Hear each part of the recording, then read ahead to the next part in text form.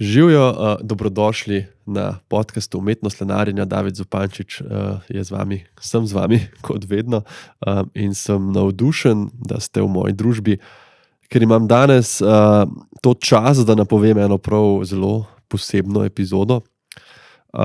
Z mano je namreč velika zdravnica, ki je na veliko načinov tudi moj zgled, ko pride do medicine.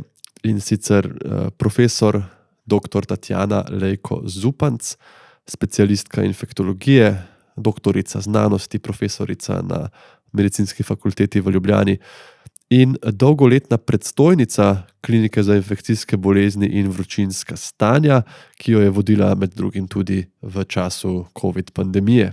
Predstojnica je tak posrečen izraz, ki ga imamo v medicini v kliničnem centru, ampak ja, po domače, dr. Lejko je moja šefica, oziroma je bila moja šefica, no zdaj začetkom letošnjega leta se je mandat predstojnice sicer iztekel. In iskreno sem bil v tremi, ko sem jo povabil na pogovor. Ne zato, ker bi bila nedostopna ali pa ker bi bila to neka taka stroga avtoritativna pozicija, kjer je nek neprimeren odnos z uslužbenci, kot boste videli, je dr. Lejko zelo, zelo prijetna sogovornica. V tremi sem bil zato, ker v resnici nisem vedel, če je to moje vabilo malo nespodobno, predvsem pa nisem vedel, kaj si sploh dr. Lejko misli o mojih vseh teh vsebinah, o teh izpostavitvah, in nisem vedel, kakšen bo odziv, tako da ko mi je odpisala, da pride z veseljem na pogovor, sem bil počaščen in sem se tudi na njega zelo pripravil. Upam, da bo to razvidno. Današnji pogovor je bil v resnici na nek način pogovor o zgodovini, o zgodovini naše stroke, infektologije v Sloveniji, naše klinike, pa tudi širše, zgodovina infekcijskih bolezni na svetu, kateri patogeni so bili včasih pomembni, kaj nas čaka v prihodnosti, koliko pandemij še lahko pričakujemo, kdaj bo naslednja, kako se spreminja svet z globalnim segrevanjem, z vojnami, z migracijami. Mislim, to je res tako, ko imaš pred sabo nekoga, ki je taka referenca in taka zakladnica izkušenj in znanja, kar ne zmanjka vprašanj. Tako da moram reči, čisto iskreno, da je bil tole zdaj eden najbolj zanimivih pogovorov, ki sem jih imel v življenju, pa najbrž veste, da se rad pogovarjam in se veliko pogovarjam. Sem pa navdušen, da vam tudi našo predstojnico lahko danes predstavim na iz druge plati, no, ker jo najbrž marsikdo pozna iz kakšnih člankov, pa iz tiskovnih konferenc, ampak dr. Lejko je super primer tega, kako za vrhunsko delo v medicini ni dovolj, da si izjemen zdravnik, ampak moraš biti tudi, da ne rečem predvsem, izjemen človek. In to pri njej pride čisto naravno. Brez režije, brez različnih dogovarjanj o tem, kdo bo kaj rekel, in se vidi in se spozna. Tako da, kakorkoli, ne bom zdaj več tukaj opisoval, kaj vse sva se pogovarjala in kako sem navdušen, da sem tako fantastično gostjo dobil. Vas pustim v pogovor in ga lahko izkusite sami. Vesel bom seveda vaših komentarjev, podpore, delite lahko posnetek z vašimi prijatelji na vaših socialnih omrežjih, kakorkoli že. Kot vedno, hvala, da poslušate in uživajte v pogovoru.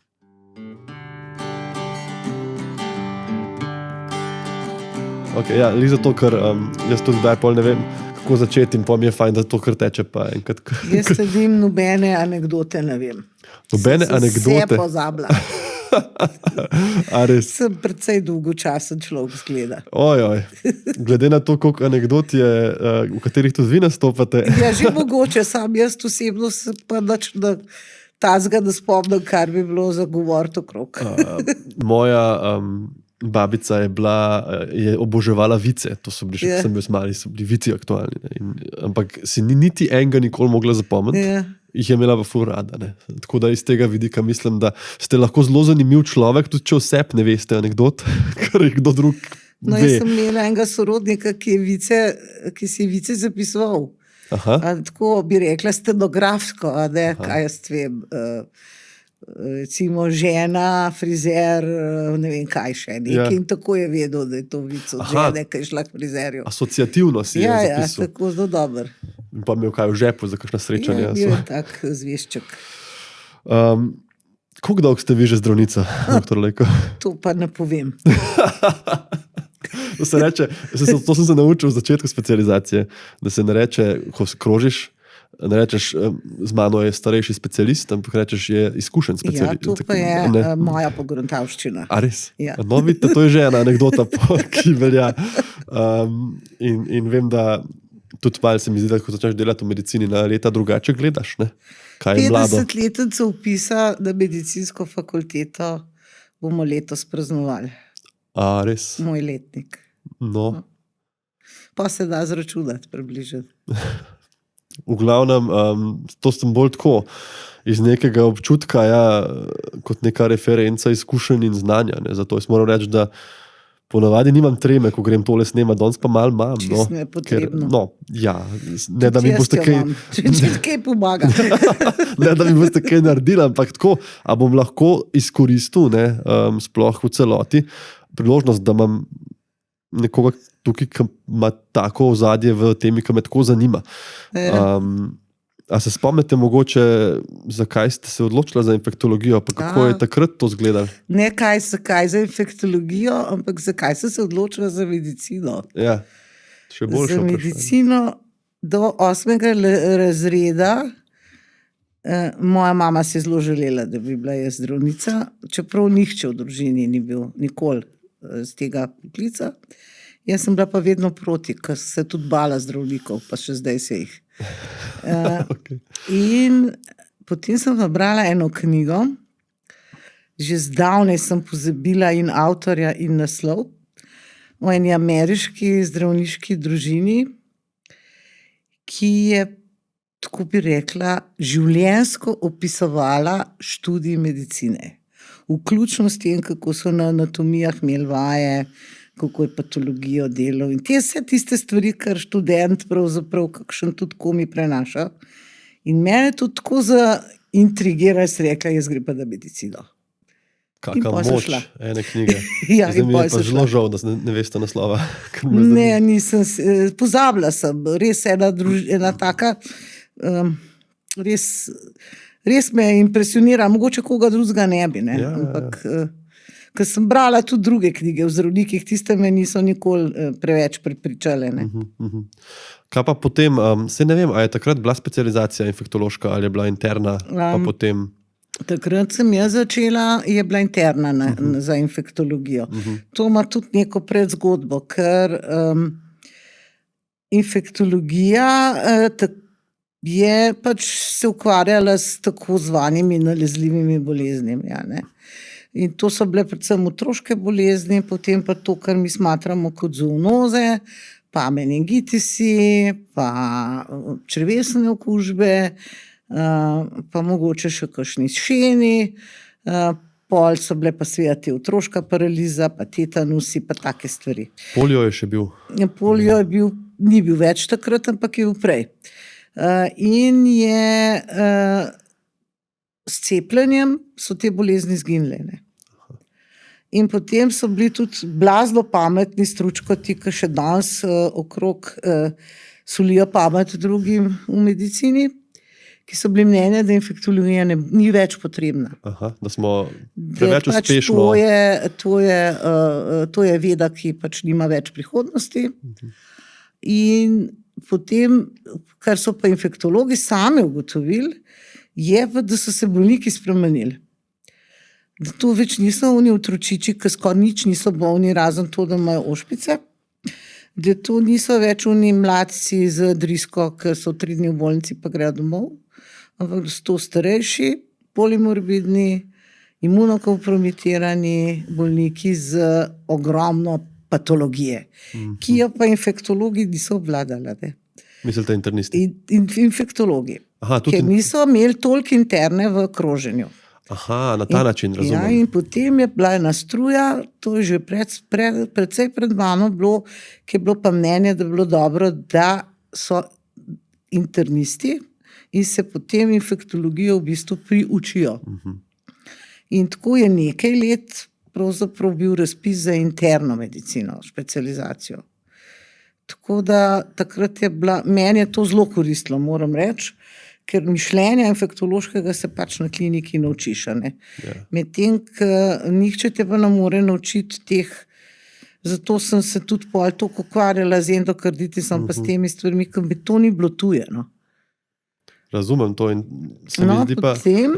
Potem pa, če dovoliš, se je pa izkazalo, da so pa imeli internisti drugačne poglede in so v bistvu nekako imeli idejo, da je infektologija samo še ena veja interne medicine, tako kot je marsikje po svetu tudi. In ker so nekako pravzaprav že malo špekulirali, da bi nas dobesedno pogoltnili, so potem naši profesorji sklenili, da je zdaj pa temu konc in da bo treba spet nazaj uživeti specializacijo iz infektologije. In prva, ki jo je naredila, pol spet, je bila profesor Bijovičeva. A res? Ja. Kdo pa je bil v komisiji potem? Pojma nimam. Takrat so bili, bili. Profesor Račlova, profesor Maroltova, čeprav razumem, profesor Pikl. Infektologija je obstajala, potem nekaj časa ne, in potem spet... Specializacija je sam zamrla. Razumem, in potem je... In potem je celo, malo se je tudi spremenila, je malo več interne medicine dobila, potem so pa naredili še specializacijo za pediatrijo, infektološko pediatrijo. To pa ni bila uspešna stvar, ker imamo pravzaprav, kaj bi rekla, premalo delano. Ni toliko veliko, mislim, no pa še ena druga stvar je bila, ki je bila mogoče tudi pomembna, je bilo sklepi, da naj otroke zdravijo pediatri. Ki imajo znanje infektologije. Ki pa potem imajo znanje česarkoli. Ne pa infektologi, ki imajo znanje pediatrije. Zdaj naši pediatri pa pravijo, mi bi pa tudi vse malo več infektologije potrebovali, ker je le, bi rekla, kaj se zdaj tudi pri njih vidi. So otroci z imunskimi boleznimi, so otroci z umetnimi zaklopkami, so otroci na kemoterapiji, vse tak je zdaj, in oni te patologije do zdaj imeli niso, zdaj pa zmeri več. A je to, da imajo pediatri, infektologi manj, da rečem, dela na ta način, v bistvu neka zgodba uspeha cepljenja? Drugačno patologijo imajo, to je sigurno uspeh cepljenja, ker jaz moram reči, koliko let sem že, da ne rečem koliko, mene bi bilo groza delati v urgenci, ker da vem, če bi prepoznala ošpice. Mislim, jaz sem jih toliko malo videla v vsej tej moji karieri, da bi še vedno nekoga poklicala ti, da je pogled, če so to res ošpice. Ja, čisto verjamem. To, kar ste pa rekli... Davice nisem videla, Davico je videla profesor Račlova, zadnja od aktivnih slovenskih doktorjev, infektologov. Poliomielitisa, hvala Bogu, nismo imeli. Tetanus neonatalni nismo videli. Imeli smo primere pri starejših. Oslovski kašelj, ta je bil... Pa pride nazaj. Prihaja, kaj še? Rdečke so najbrž... Rdečke so pa zelo hinavske. Rdečke so pa tako neznačilne, da jih mimogrede spregledaš. In so potem nosečke k nam hodile se testirati, če imajo res rdečke. Ampak to je en velik preboj, se mi zdi, na našem področju, je to, ko ste rekli, imunosupresija. Velik uspeh medicine, zdravljenje levkemije, zdravljenje presajanje organov. In ob tem, ko se imunski sistem zavira, pridajo upoštev določene stvari, ki jih morda infektologija ni toliko poznala, pa toliko zdravila. Jaz mislim, da smo se tega, kar ni poznala in ni toliko zdravila, najprej pri rajcu naučili. Ker so tukaj bile bolezni, ki si jih znal, če si se hotel zagreb za 10, tam od spod v fusnoti, v knjigi. V malem tisku, In ko si ti stvedel, si bil frajer. Bolezni, ki jih tudi starejši kolegi niso nikoli videli. Kriptokokni meningitis, naprimer. Halo? Veš, da obstaja pa... Tuberkulozo smo poznala. Tuberkuloza se sicer pri nas pljučna zdrav na Golniku, Ampak koliko je bilo AIDS odkritega, zato so oni dobili bolnike s tuberkulozo, ker tuberkuloza je tudi začela zginjati pri nas, ne, počasne. Ja. Tako da je še kar veliko takih stvari, potem toksoplazmoza, Ja. možganov, tega pri odraslem človeku nisi videl, zlepane. Potem CMV, mislim, lahko greva celo infektologijo, češ. Ja, ko odpreš poglavje HIV, AIDS, imaš kar istočnic, to kot ste rekli, in vidiš, kaj vse si še moraš prebrati, ker je to redko drugače. Pneumocistis carini se še takrat imenovala. Tega mi nismo zdravili prej, niti kaj dosti poznali. Vedeli smo, da je. Ampak kako to izgleda, kako to zdraviš tega, to smo se morali naučiti. Koliko dolgo pa je trajalo, a veste mogoče to, ali pa, da je ta HIV, AIDS bil postal relevanten za našo državo? Zelo malo po tistem, ko se je začel. Ko sem jaz na kliniko prišla, malo po tistem, ali že takrat se je začel počas, so še govorili o eni drugi bolezni, ampak ne bom se zdaj spomnila točno, kako se ji reče. To je bilo humani z retrovirusom povezani na imunska pomanjkljivost. Nekaj v tem smislu, tako kot ima mačke, en podoben HIV. Podobno se je tudi pri ljudeh imenovalo, potem je pa to malo se preimenovalo v AIDS. Ker sem enkrat s profesor Tomažičem govoril, je rekel, da v tistih časih je tudi bilo veliko ene skrbi in stresa in strahu pri zdravnikih, ker se ni točno vedlo, kakšen stik je dovolj za prenos na začetku. Ja, to je zelo zanimivo poglavje, ker pravzaprav se zdaj vemo, ampak tudi če te eno griznega lahko dobiš, ker takrat je to naprimer ni veljalo kar tako. Imeli pa smo primer, po ugrizu. Dobro, so bili še drugi dejavniki tveganja mogoče, ampak skratka, predvsem je pa bil strah med osebjem, kako se bo, ker takrat nismo imeli tistih igel, ki varujejo, ker tam smo tudi brez igel ni lahko odzema, oziroma tako, da ne pride do kontaminacije. Tega nič ni bilo, da ne rečem, da so bile tudi vas material je bil bistveno slabši, kot zdaj. Zdaj je to itak popolnoma druga bolezen, odkar se zna zdraviti. To pa sploh. Tudi odkar vemo, koliko in kdaj je bolnik okužen, kakor vemo v Sloveniji, itak nezdravljenih je malo, vsaj kakor jih poznamo. Skoraj nič, lahko rečeva. In tudi se mi zdi, da ta stigma pa še malo ostaja mogoče, Stigma nalezljivih bolezni bo zmerja. Če bereš Ben-Hurja, gobavci in tako naprej. Danes, ko vemo, koliko pravzaprav gobavost ni tako zelo okužna, da bi se kar takoj nalezil, moraš dolgo z nekom živeti. Jaz se kar čudim, zakaj so tako, bi rekla, rigidno oziroma strogo s temi ljudmi delali. Res je pa, da to je grda bolezen. Po moje, ker tako dramatično zgleda. In tudi tuberkuloza niso kaj dosti lepš gledali. Čeprav so obolevali mladi ljudje, pa sen.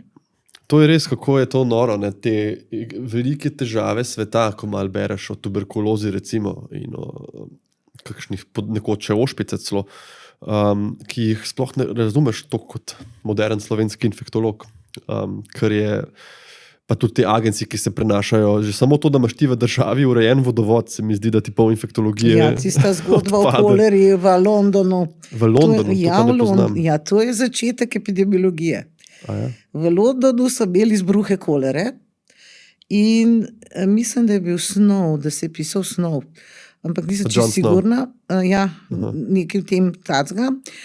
In on se je zadal, da bo ugotovil, kako ta kolera se sploh prenaša, in je potem ugotovil, da so se klaster primerov, skupek primerov okrog ene črpalke za vodo na enem križišču v eni četrti londonski, in je dokazal, da se tista voda bila kontaminirana, in tako se je začela epidemiologija, dejansko, ki je prav epidemiološko raziskal izbruh. To je famozna črpalka. Kako dober. Kolera ampak v Evropi to Nisem poznal tega primera.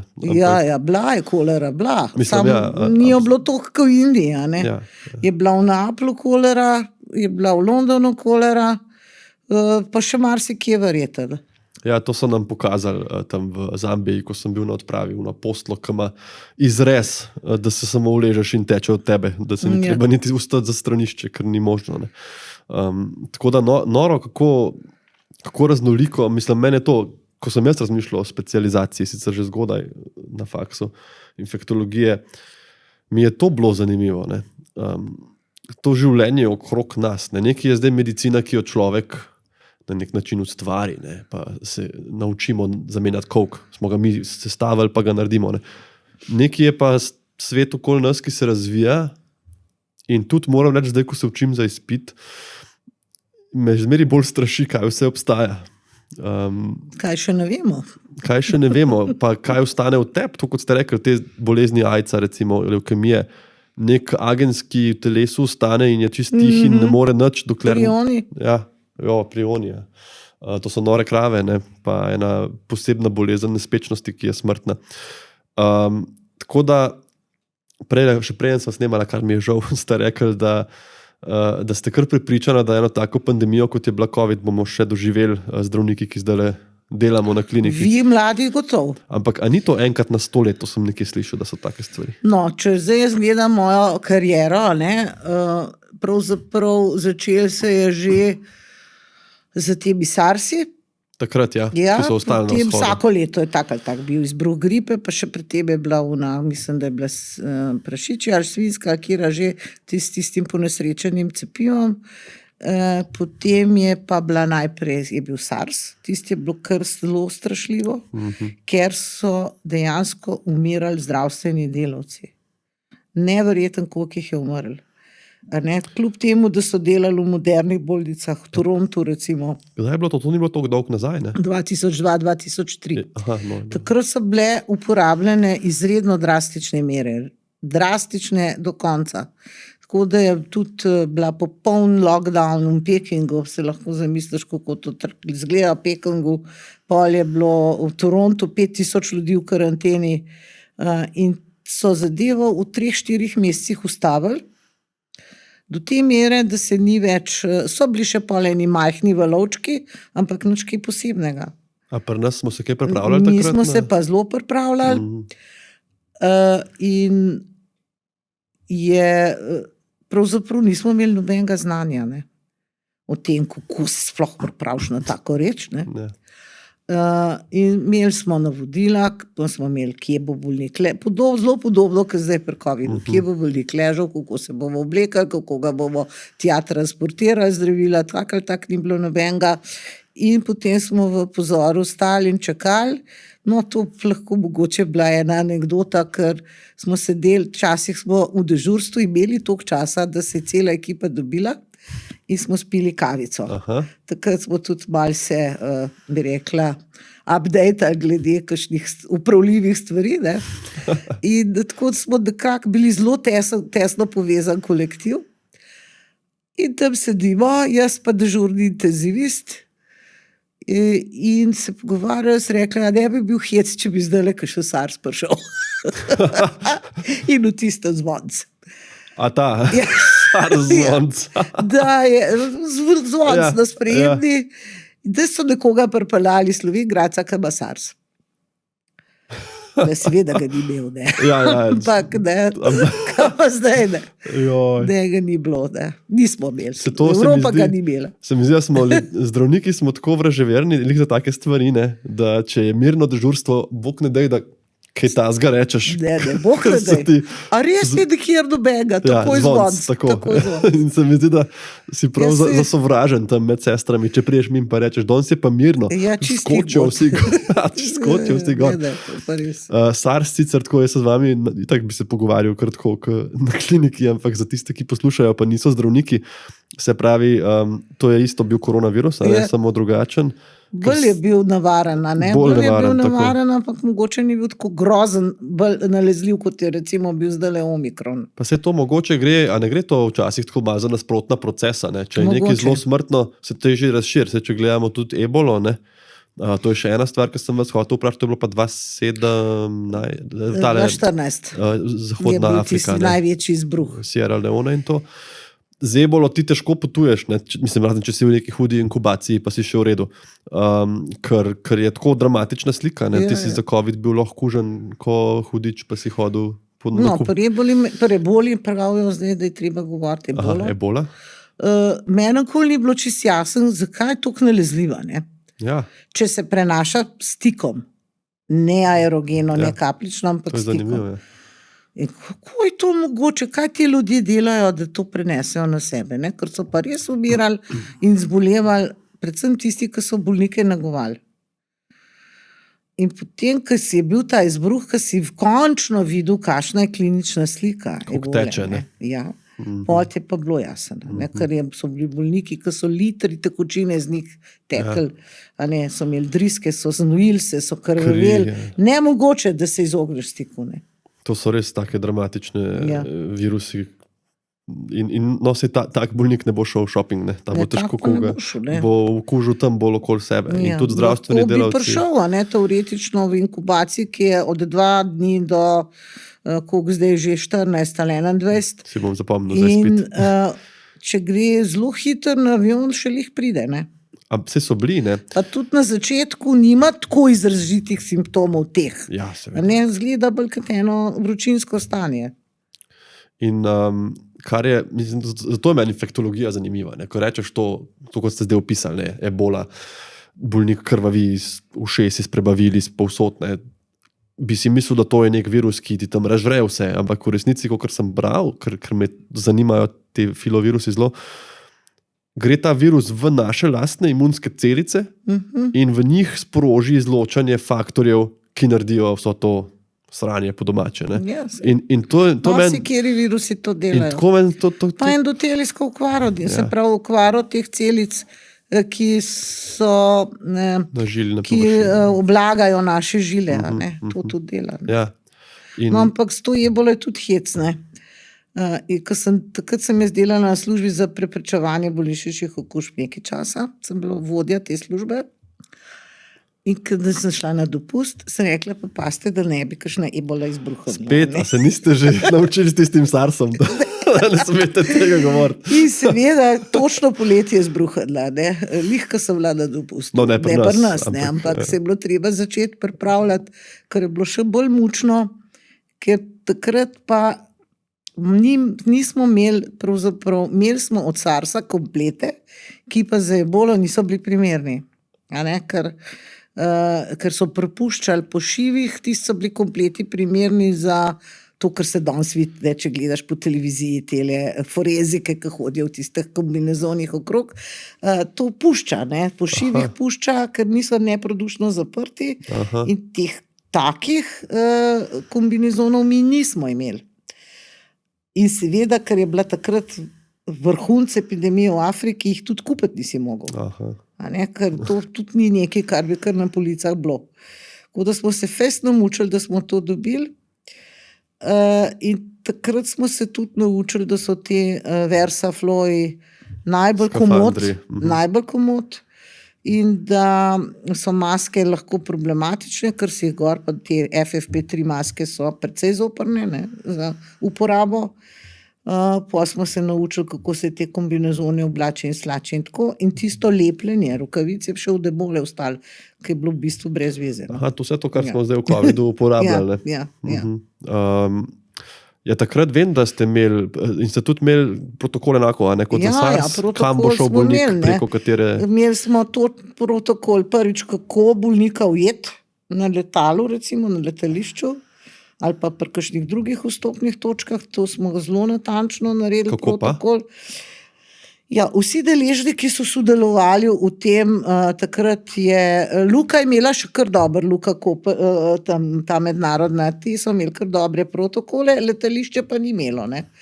Letališče pa ni imelo in potem smo sedeli z njimi, pa s policijo, pa z vojsko, pa z NIJZ, pa ministrstvo, pa inšpekcija, smo kar veliko časa sedeli in je kar fajn dokument prišel ven, vstopne točke v skladu z mednarodnim zdravstvenim pravilnikom, a ne, kako to ravnati.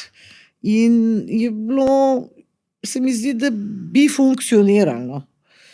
Potem smo imeli pa vajo, tista vaja pa tudi bila, bi rekla, mogoče za kakšno serijo male klinike, ne. Po eni strani, ne, ker nismo bili seveda nezverzirani, kje pa, ne. In pacient, naš mladi specialist intenzivist, je bil pacient in on je bil na letalu in njemu je bilo slabo in se je slabo počutil in tako naprej, skratka. Ja, zaigral malo Zaigral in stisko, ja. kako so potem stjuardese so imele navodila, kaj v takem primeru narediti. Celotna veriga. Ja, cela veriga. In seveda vsi potniki na letalu so morali počakati, seveda potniki smo bili mi, sodelujoči v vaji, in je cela zgodba potekala precej dolg. Ker pride je tista zdravnica, ki je delala na Brniku, ker tam imajo dežurno službo, ne, ona tudi ni bila vešča, ne, in se je potem lepo oblekla, pa to in je tako cela vaja po vseh tistih, bi rekla, fazah, ker pa smo bolnika spravili v rešilca, pa je prišel na kliniko, pa smo ga tukaj sprejeli, pa je potem prišel pa smo naredili odvzem krvi, tako kot je treba, pa smo imeli tam komoro narejeno, da bi lahko laboranti v komori delali, ker drugače to ne moreš delati, to so te povzročitelji so taki, da zahtevajo zelo veliko zaščito, če imaš opravka s krvjo, ne. Ja. Smo imeli tam v sobi 9 je bila ali pa na oddelku 1. Dol na koncu smo imeli mi tisti ebola oddelek takrat. Ja. No, in tam smo potem tudi so lahko naredili krvno sliko, pa vse so laboranti, ki prišle, so se oblekle, so to vse naredili. Se tam je fajn, ker je vhod ločen od zunine. Tam je bil v bistvu oddelek za karanteno, temu je bil namenjen, ne. Še takrat, ko so staro kliniko zidali, je bil ta oddelek možno povsem oddeliti od glavne stavbe. Vhod je bil odzad, ne? Vhod je bil odzad in sobe so bile in vrata so bila. Tako da ta klinika je kar dobro narejena, kar se tiče preprečevanja prenosa. Problem pa seveda, ker je stara in zdaj smo v času covida marsikakšna vrata zamenjali, ki jih prej leta in leta in leta nismo mogli zamenjati. Zato mi zdaj izgleda zelo nobela, ne, ker so vsa vrata steklena, kartico daš, se odpre, prej je pa tokle pod vrati pihal, ne. Ja, saj to je kdaj, tudi se spomnim, ko sem jaz še študent bil, tudi klim ni bilo, se še zdaj jih ni povsod, no. No, se klime pravzaprav niti niso v skladu z neko doktrino preprečevanja okužb, ne, ker te klime, ki jih mi imamo, niso primerne, ne. Ampak nemogoče je narediti en tak pravi sistem prezračevanja v taki stari hiši, kot je tole. Ker more pa biti, ne, ker jaz se spomnim, da smo probali zbijati vročino nekomu, ki je imel v sobi 40 stopinj, ne. Ne, seveda, ne. Mi smo enkrat se je bilo to treba zapreti en del oddelka 3, ker so tiste sobe na popoldansko sonce in je bila vročina, ko v peklu je bilo. Ampak vse te priprave, to sem se hotel vprašati, zdaj, ko ste govorili, takrat, ko ste s tem intenzivistom na tem zvoncu za SARS, a je bil doktor Pokoren mogoče v službi? Ali ste, ker pa ne vem, a je bil, mogoče je bil. A veste zakaj? Ker vem, da je ena epizoda, ne, ampak ena epizoda NMK, zdaj, ko ste govorila, jaz se tukaj spomnim, je bila tale fora s SARSom in točno ta fora, da so jim tja v 2 minutah najavili enega iz letališča, ki je dvakrat, ne vem, zakašljal. In kako so se mogli vsi v sekundi pripraviti, tako da se mi je zdaj, da mogoče je dobil. To smo se veliko o tem pogovarjali. Ja, sej, absolutno. Mislim, se to naše življenje tam da veliko istočnic za tako ustvarjanje, se mi zdi. Ampak to sem hotel vprašati, a so vse te priprave kaj pomagale za pol, ko je COVID prišel? Sigurno, ker si imel pravzaprav predstavo o tem, kaj se lahko zgodi. Zdaj govorimo o posameznih, ne o tej masi bolnikov, tega pa si nismo mogli predstavljati, čisto pošteno. Ja, pol je bila pred ebolo, je bila še ptičja gripa, tista ni bila nič pomembna in potem je bila 2009 pandemija gripe, ne. Objavljena strani Svetovne zdravstvene organizacije, ki so zato tudi kar precej kritizirali. Začeli se kar precej grozljiv, ne, v Mehiki so umirali mladi ljudje. Zato je potem zavladala taka panika, da ni to spet ta famozen H1N1 tip gripe, ki vemo, kaj je delal med špansko gripo. In je bil na nek način podoben, ne? Ker so s hudo gripo zbolevali mladi ljudje in tudi najbolj so nasrkale pa nosečnice. In je imela neke značilnosti, sam ni se pa tako besno širila kot španska gripa in v bistvu je bila epidemija, če bereš tiste številke, koliko je ljudi zbolelo, koliko jih je umrlo, so kar impresivne, ampak daleč ne dosegajo SARS-a, tega SARS-CoV-2. Covida. Ja. Kaj je pol bilo glavni šok pri covidu? Ta nenadna, ta neka eksponentna rast primerov? Ali? Ja, najprej pride eden, ne? Ja. Se samo okrog obrne, pa jih je 5. Ja. In to so šle številke kar tako gor, ne? To je bilo po mojem najbolj šokantno. In tudi intenziva, ne? Saj mi smo imeli pripravljene posle, ampak kaj ti to pomaga, če imaš v parih dneh vse polne? Rezerve pa nikjer. Kako je pa to, a se jaz prav spomnim, da ste vi, malo preden je ta COVID pandemija prišla, podaljšali svoje mesto kot predstojnica? Tik pred tem. Če bi imela zrno soli v glavi, to verjetno ne bi naredila. Kako je to? Takrat še ni bilo. No, ja, tako. To je bilo se mi zdi, par mesecev. 6. februarja sem imela iztek mandata, ampak prijavcem bo že malo prej. Ja. Takrat pač nisem mogla umakniti, ne več. Da bi takrat umaknila. To bi bilo zabavno. Ne.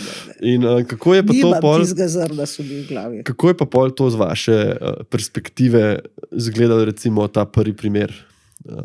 Če se spomnite, kaj je tisti prvi primer, so vsi me klicali, vsi so bili že iz sebe, mikrobiologi so bili pod hudim pritiskom takrat. Že pri prvem? Zaradi tega, ker so jih skozi sumili, da so skrivajo primere. Točno, ker smo vsi že toliko čakali. Ja, vsi smo čakali, ne. In kje so zdaj ti skrivajo, nočejo jih prijaviti. Narobe delajo brise. Narobe delajo in potem jim je kar odleglo. Ne. Ja, tako, drugač pa seveda je bila tako tiskovna konferenca in take treperije, ne, in potem v bistvu si pač v tem noter pa nisi toliko v skrbi, kako bojo, ker si upaš, da si jih toliko pripravil, da bodo vedeli, kaj delati.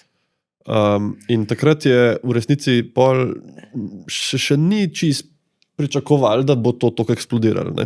Mi smo, kot ste rekli, smo imeli nekih par sob pripravljenih. Ja, ne, seveda. Kaj pa češ? Ja. Če ni nikjer nobenega, boš ti kar celo kliniko sprazno, se to ne gre pri nas tako, ne. Mi smo jih takrat končevali epidemijo gripe.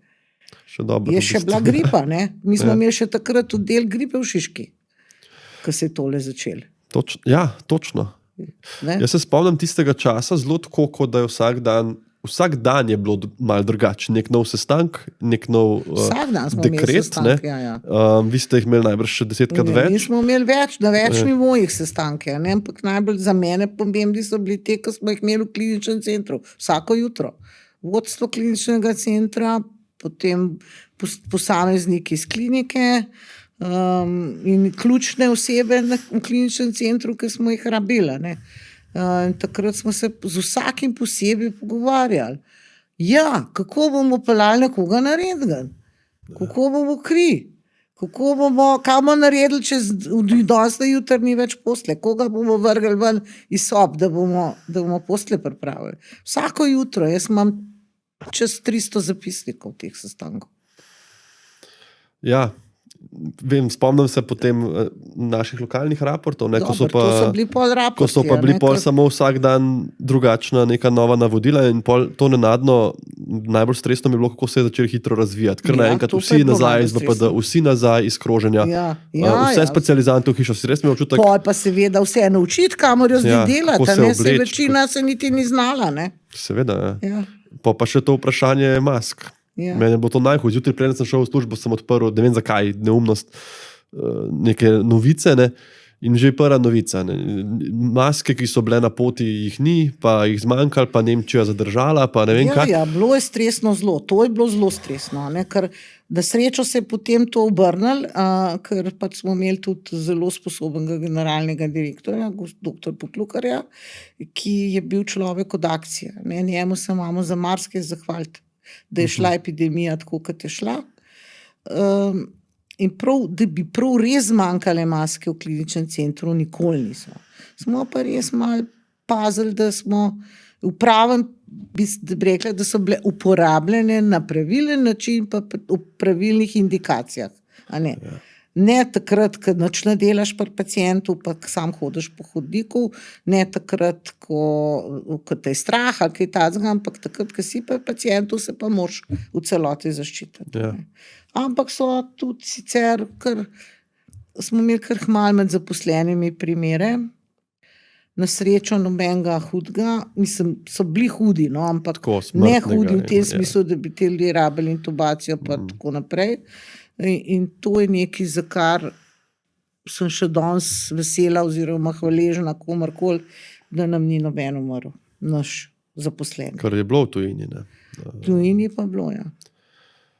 Jaz mislim, da je še ena zelo taka stvar, ki vam je med drugim nisem zavidal v tem času, ne, so bila ta vprašanja protokolov sivih con, se pravi, kam gre bolnik, ker ni bilo hitrih brisov na začetku, brisi, na katere si čakal več ur. Ja. Bolnik rabi nekje biti, kašlja, lahko je gripa, lahko ima pljučnico, lahko ima covid, lahko ima infarkt.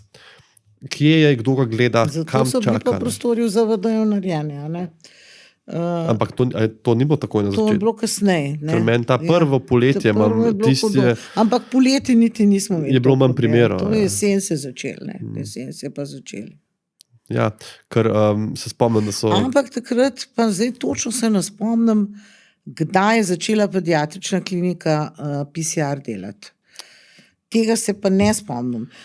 Mogla bi prav pogledati v Brise, ne, papirje, ker so pa še oni delali. ker problem je, to je bil dejanski problem, hitrost dobivanja laboratorijskih rezultatov. Ker mikrobiologija je pač delala, kolikor je lahko, moram reči, da so res ogromno naredili. Ja. Ampak oni so tudi začeli sam s kapacitete niso imeli velike, ne. In če si ti 4 teste, ne vem, koliko so oni imeli s kapaciteto aparata, ampak če si ti 4 teste naenkrat lahko naredil, tam si imel pa, ne vem, 30-40 testov, se Ja. to cel dan trajalo. No, pa smo mi začeli zelo hitro uporabljati te hitre teste, Sofija. In to nam je zelo pomagalo. In pol je začel pa pediatrični laboratorij delati. Oni so imeli know-how, ker se ogromno ukvarjajo z genetiko, aparaturo so dobili in so kar hitro zalaufali. Pa je bilo pa malo lažje. No. Pa so tudi ta testirna mesta bila vzpostavljena s časoma. So se pa zelo spreminjale doktrine, koga testirati, Koga izolirati. Zato, ker ni bilo testov, pa se pač na začetku nekaj časa sam zelo simptomatske, pa za bolnice, pa tako skratka, to se je tudi spreminjalo. Če se gleda tiste grafe od COVID sledilnika, je najbolj pogosta spremenjen režim testiranja. Ja, seveda. Ja, to so bili eni časi. Sej se mi zdi, da potem, kot ste rekli, se je vse malo stabiliziralo. Ena stvar so bili hitri brisi, druga stvar, da smo malo bolj znali že zdraviti kaj, ne. Prišlo je dovolj opreme, pa se mi zdi, da je prišla ta problematika ozkega grla intenzive, ne, z delta sevom in... No, mi smo imeli srečo v začetku, ker pred leta 2016, ja, 2016 smo mi povsem renovirali intenzivo. Res smo jo zrihtali v nulo. Ne? Da smo pa to lahko naredili, smo pa mogli intenzivo preseliti. In intenzivo smo preselili na oddelek 1. In zato oddelek 1 opremljen za biti intenziva. A ne? To je pač bilo naključje, ker ne moreš to kar tako narediti. Ne? Recimo tam na oddelku je ena stoji neka omara, ne? Ker se mogoče vsak vpraša, zakaj pa to tle.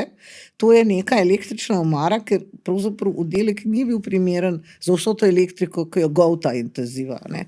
Je bilo treba najprej to inštalirati, preden smo sploh lahko se pogovarjali, a bo šla intenziva dol ali ne. No, to in potem smo mi začeli pripravljati tudi oddelek 2. Tako da nekaj časa smo imeli mi 3 intenzive. Ne? Se spomnim. Originalna, pa dol, pa oddelek 2. Nekaj časa je bilo pol klinika intenziva. Vse je funkcioniral, ne moram reči, da ni, ampak se je videlo, da bojo problemi, ne? Da ne bo zadosti postelj, ker bolnik, če ti enkrat v intenzivo dobil, zlepa ni šel ven. Ja. Zlepa ni šel ven. In pol so se tam odpirali oddelki v bolnici Petra Držaja, ki je pa toliko oddaljena, da pa ne mogoče, da bi ti zdaj kar vozil bolnike levo, desno, in smo tam en del enega oddelka, tam, ki je bila včasih kirurška intenziva, smo naredili našo intenzivo, ker smo tudi imeli možnosti še malo izolirati, pa tako. In tista stvar je tudi kar dobro funkcionirala. In smo mi v bistvu v bolnici Petra Držaja smo zasedli vse 3 štuke tam, plus smo nekaj časa bili tudi na kliniki za hipertenzijo, pa še en del klinike za revmatologijo. Tako da smo skoraj vse okupirali tiste interne klinike tam v BPD. Tako da smo pravzaprav izrinjali te druge, kar je pa bil res problem. Kje so bili pol ti ljudje v resnici? Kaj je bil pa res problem pol, ne? In potem smo prišli v eno situacijo, ki pa ni bilo več možno nič. Ne? Ker pač tudi internisti rabijo postelje, pa tudi kirurgi rabijo postelje, pa vsi. In kaj zdaj narediti? Ne? Ker takrat je bila pa delta in je bilo jasno in evidentno, da to ne bo dobro. Cepivo je bilo na obzorju, ni ga pa še bilo. In pa so bile vse sorte ideje, kaj lahko naredimo. Ne? Od tega, da bi šli na gospodarsko razstavišče, naprimer, pa še kakšne druge. Od tega, da bi bolnike v tujino pošiljali na intenzivo, kar se je skazalo, da sploh ne pride v poštev. Skratka, in potem je prišel doktor Poklukar na idejo, da bi hale v DTS-u preuredil v intenzivne enote ali pa tudi sicer v COVID oddelke. In to je bila briljantna ideja, po moje. Zagotovo, ja. S tem, da te hale, to je to kot iz enega filma groze, ne. Prideš in je grozen. Mene ne vem, če je kaj tako... kot une štenge, ne, tam, ki so ostale kontaminirane celo epidemijo. Ne? Ja. To je bilo vse, ker te prostori niti niso bili zaprti, sploh tisti gor na vrh, ne, to je bilo vse odprto. Tam ni bilo oken. To vse stalo. In to moram tudi reči, da ne, naše tehnične službe so pa res čudeže naredile. Ne. Res so naredili čudeže, da so napalali pline, da je bila elektrika, da je bilo vse narejeno, da smo mi lahko bolnika vselili. Ni pa bilo narejeno za dežurne zdravnike, ne, ker smo prišli na otvoritev tiste intenzive, ne. So rekli, čakaj, kje pa je dežurni zdravnik? Kje ima sobo? Kje pa ima sobo? Se bo delal? Ja, a jo rab? Ja. A ni kriza? Ne, in potem smo nekaj zimprovizirali na vrh in pa se je to s časoma uredilo. Ampak zadeve so bile zmeri Jaz ne vem, zelo če me je hektične. kaj v življenju toliko ne sam pretresel, dejansko demotiviral, kot ko sem prvič v ta DTS prišel, tako kot ste rekli. Ker sej urejen, mislim, ideja je bila super, rešitev je bila, urejen je bilo, ampak jaz sem večino pandemije do takrat, do tiste točke delal na kliniki, kjer vseeno imaš nek oddelek pa sobe, pa nek občutek, da se enkrat konča.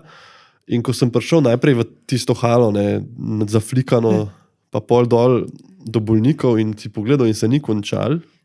In si ti kar govoril, tle so 3 tvoji, pa en na uni strani, pa 2 tam. In to je bilo tako grozen meni takrat. Tudi takoj se je napolnil. Takoj se je napolnil in pol se človek marsikaj navadi. Na koncu mi je bilo tam delati že v bistvu na nek način dober, ker si imel pa v eni hali, to je bilo prva res multidisciplinarna intenziva, se mi zdi. Ne? Si imel tam kirurga, tam internista, lažje je bilo ljudem, lažje anesteziologe, je bilo, nevrologi so bili, kardiologi so bili. vse znanje na Kar kupu. Ne? take ekipe so se naredile. Ne? In na koncu, ja, ampak ker jaz sem za novo leto sva z dr. Knaflom bila dežurna v DTS v intenzivi in se spomnim, takrat sem imel pa, mislim, da je bila hčerka stara, se ne vem, pol leta ali nekaj tazga, nič nismo spali že doma. In seveda so tam vsi neko navdušeno, ampak za novo leto, da se bo pač polnoči bomo pa mi bomo na zdravo. tako in se veselili. Jaz sem bil pa že tako utrujen, da sem pač, ko je bila stabilna, seveda, da bo itak po noč neki, ne, sem hotel iti spat, ne. In tam ta soba, ki ste rekli, da so jo zimprovizirali, je bila res stena iz ne vem česa, ampak ki je dosti boljš od kartona, ni mogel biti. Seveda, to je bil Knauf. In se spomnim, da sem šel pol dol, ne, ker dol si šel čez urgenco iz DTS-ja in spredje je dežurna lekarna, tam, ki moraš pozvoniti, da pride. V halji sem šel, ne, me gleda, pa sem rekel, če mi ene čepke za ušesa proda. In se je prav smejala una. Sem rekel, jaz ne morem tam tega petja pa veselja za novo leto, ker že itak doma ne spimo in rabim zdaj, ker tisti telefon dežurni pa slišiš čez vse, tako da to ni bil problem. Ja, zdaj, to sem hotel vprašati, obstaja delavnik kot predstojnica infekcijske klinike med COVID časom? Ne. Ne. Mi smo imeli zjutraj sestanke, potem so bili vmes še sestanki, potem smo popoldne imeli skoraj vsak dan sestanek posvetovalne skupine. Potem so bile tiskovne konference, potem je bilo treba še poročati kom in na ministrstvu in kamorkoli, skratka, skozi bil nekaj vpet, potem smo pa še zvečer malo bilanco delali. Zato sem takrat za delto sem imela res natančen pregled, koliko je sprejemal, koliko je odpustil, koliko je tega in onega in tretjega in tudi kdo je cepljen in kdo ni, koliko je bilo cepljenje. Tako da sem vse te podatke nekako mogla na roke zbrati, ker enostavno vemo, kako je, ne, s tem, s digitalizacijo. Ne. Ja. No, to je bil tudi en zanimiv podvig, je bil ta uvedba tega informacijskega sistema, ki se kar čez noč uvedel. Katerega? Klinika. Tega najmodernejšega, tega, ki bomo zdaj. Ker je pač omogočil elektronski temperaturni list. Ja, da ni bilo treba po rokah vlačati. Ja, papirjev, levo, desno, da si imel skozi vse. Pa tudi še nekaj je prednost in nočem, da zdaj kakšno reklamo delam, bog nadej, ne. Ampak jaz kot klinik tle vidim veliko prednost, ker imaš ti bolnika na dlani. Prej ga je gledal, tale je napisal, bolnik je tak, zdaj ga ti gledaš, si kaj opazil, napišeš za svojega, tistega, ki za tabo pride, da bo pozoren. In čitljivo je. To se mi zdi pa res ena prednost. Ta digitalizacija. Ne? Ja. Se jaz mislim, da pa to z vsem spoštovanjem do velike tragike COVID-a in vseh smrti, ampak mislim, da je pustil tudi pozitivne svoje vtise na našo kliniko. Jaz vedno rečem, da vsaka stvar za nekaj dobra. Ja, od tega, da so vrata, kot ste rekli, mogoče kakšna nova pa bolj tesnijo. Mislim, da smo dobili tudi nek ultrazvok ali dva takrat v tistem času, da marsikaj smo dobili, ne, kar prej leta in leta ni bilo možno. Ne. To je neverjetno, kaj se je dal narediti. Imate občutek, da je to problem? Ker jaz imam občutek, da je problem kdaj v slovenskega razmišljanja ljudi, ki so veliki odločevalci, da za naprej ni denarja. Recimo, tudi, ne vem, gradnje DSO-jev in podpora dolgoročni oskrbi se zdaj o tem pogovarja, ko je res kriza.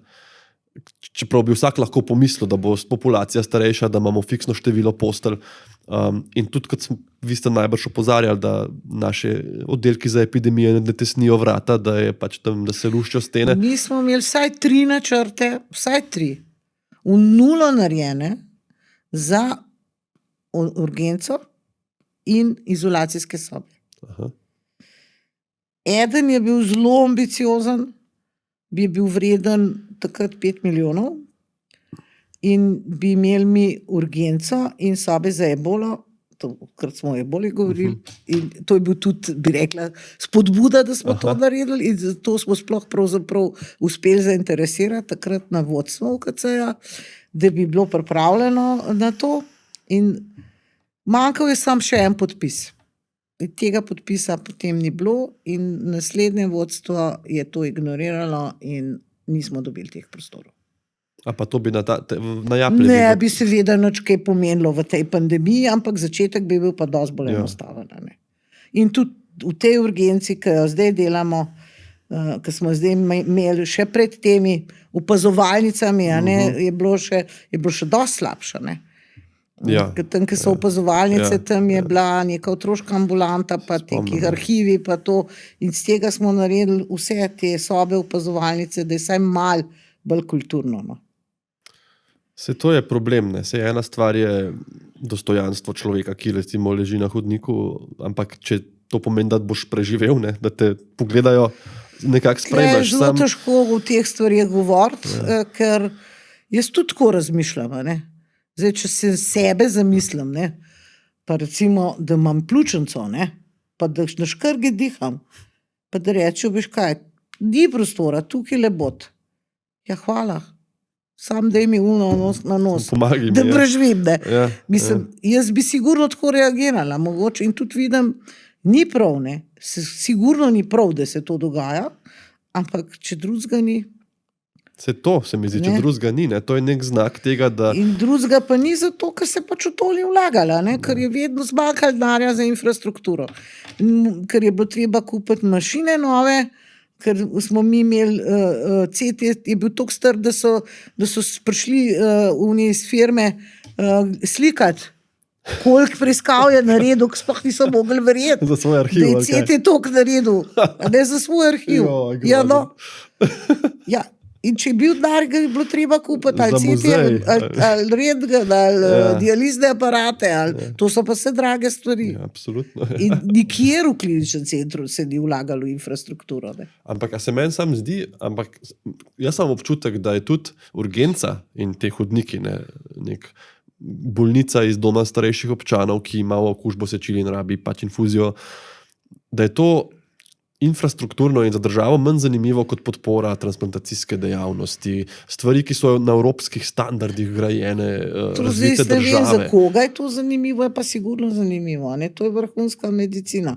Samo vrhunska medicina mora tudi delati na neki sekundarni podlagi. Ne moreš ti samo vrha imeti. Točno ne. to. Ja. Zdaj, jasno, da no, se tudi ta vrhunska medicina nima take infrastrukture, kot bi jo morala imeti. Samo hematologija se spomnimo. Koliko let je trajalo, da so nov oddelek dobili? Koliko let? Ja, za najbolj ogrožene bolnike, ki obstajajo. Ja, ne. Ja. Ja. To se mi zdi, da vseeno, ja, to, da imaš ti transplantacijsko dejavnost, ki je po izhodu teh bolnikov primerljiva s Švico, je absoluten presežek, no ne moreš prehvaliti, ampak po drugi strani pa mora država poskrbeti tudi za tistega, ki sam rab, kot ste rekli, neko masko, da bo pljučnico preživel. No, internisti so že naredili neko analizo glede dostopnosti hospitalne obravnave ljubljanskih meščanov. Ne? Aha. In so ugotovili, da če si Ljubljančan, najtežje prideš v bolnico v celi državi. No, res. Ja. In tudi številke so kazali že na različnih koncih in krajih z željo, da se morda najdejo neke dodatne hospitalne kapacitete, ki bi bile sekundarna bolnišnica za Ljubljano. Ja, to si pa vsi želimo, ko delamo se mi zdi. Vsak je kdaj delal na urgenci. Ker urgenca poanta se mi zdi, ne, da ko ti stabiliziraš bolnika in ga lahko, to kot ste rekli, dvigneš telefon in gre v sekundarno bolnišnico, da lahko ti delaš naslednja nujna stanja naprej, ker to, kar se, ta čep, ki se dogaja, to je res je stresno in za, seveda, za bolnika v prvi vrsti, ampak tudi za vse vpletene od administratorke do zdravnika. Ja, strinjam s tem. Ker, Je pa res, da mi tudi nimamo še programa za ambulantno parenteralno zdravljenje. Ta program smo vložili pred COVID-om na zdravstveni svet, pa bi ga morali dopolniti in ga seveda za vsega tega nismo in zdaj jaz upam, da bo šel spet naprej. kaj pa je to, če tako sam na kratko? Ja, to je pa nekaj, kar večina razvitega sveta že uporablja. In sicer, naprimer, da ima nekdo vnetje zaklopk, stabilno, ne bo operiran, ni ogrožen, rab pa 6 tednov zdravljenja ali pa celo 8. In taki bolniki so zaenkrat v bolnici, ker jih ne more dobivati antibiotika doma. In v Ameriki sploh je to zelo razvito, da po eni strani obstajajo določeni tipi teh priprav, s katerimi si bolnik pravzaprav sam lahko daje to terapijo, če je toliko izobražen pa osveščen, pa ga uspeš naučiti, ne.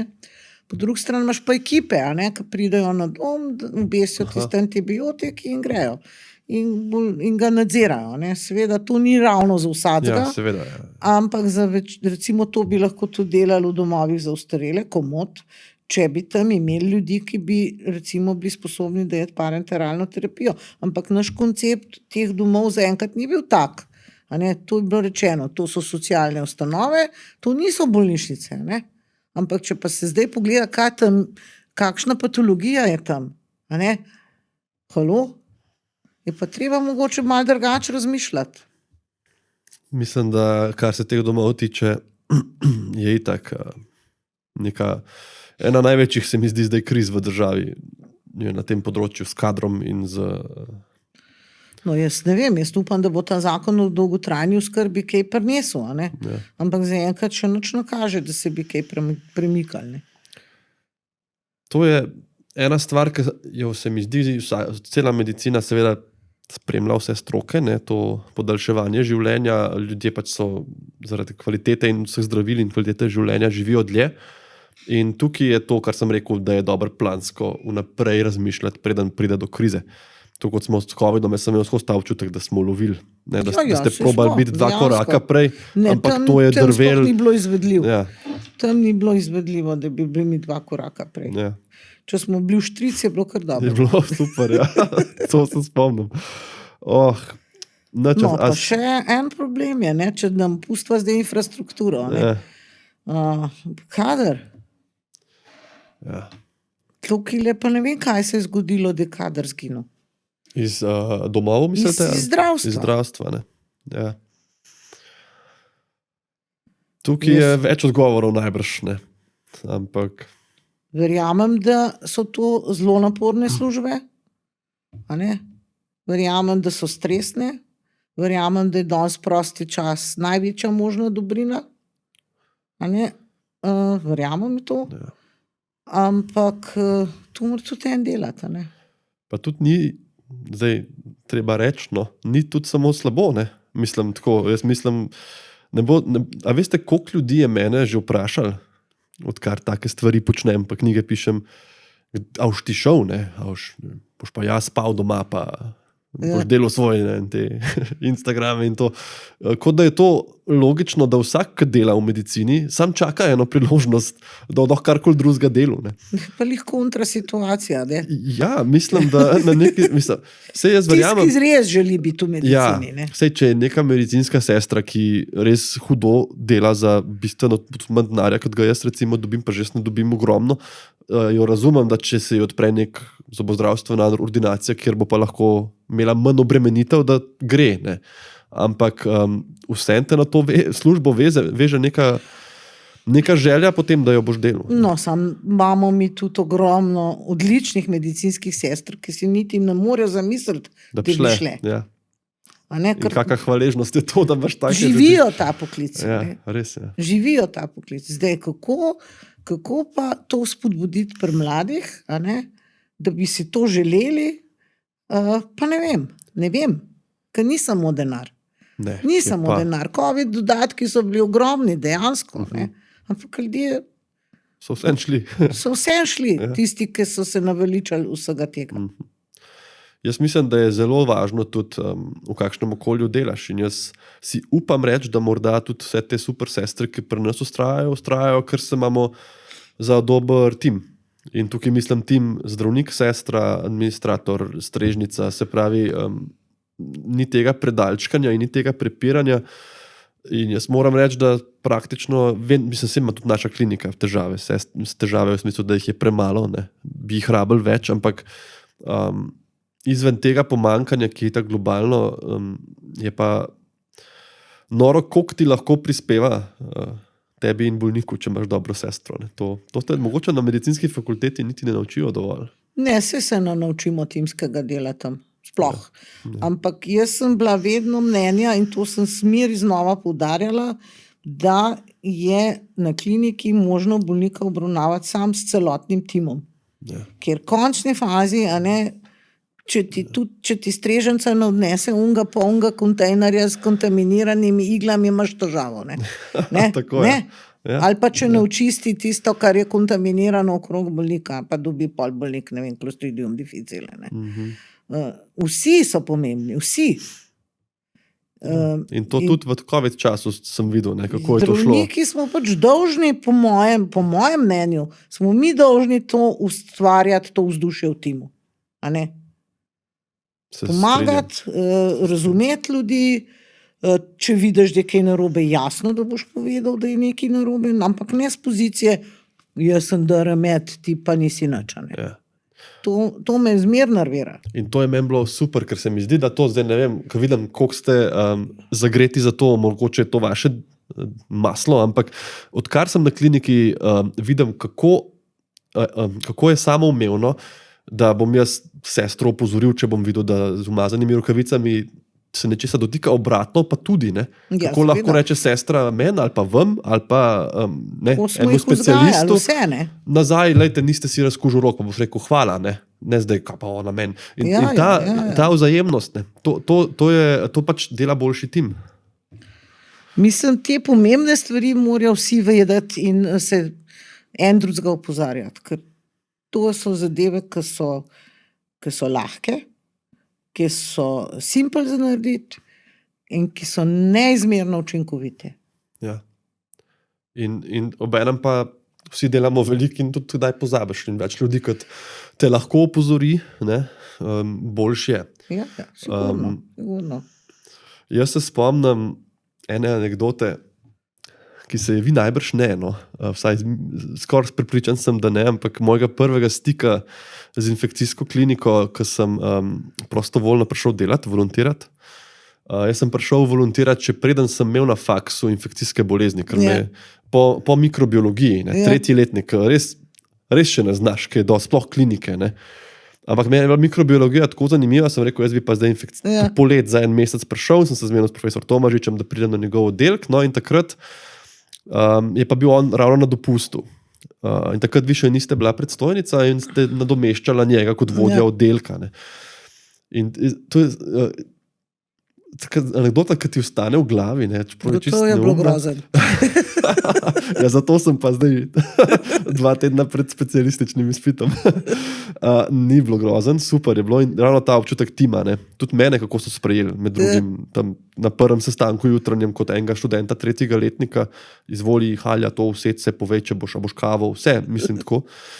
In moj glavni cilj je bil, da pustim dober vtis, poleg tega, da vidim kaj zanimivega, da bojo rekli, ne, mogoče čez nekaj časa, on je pa že bil tle, pa ko bom hotel specializacijo, pa boš ti rekel, se vas spomnim.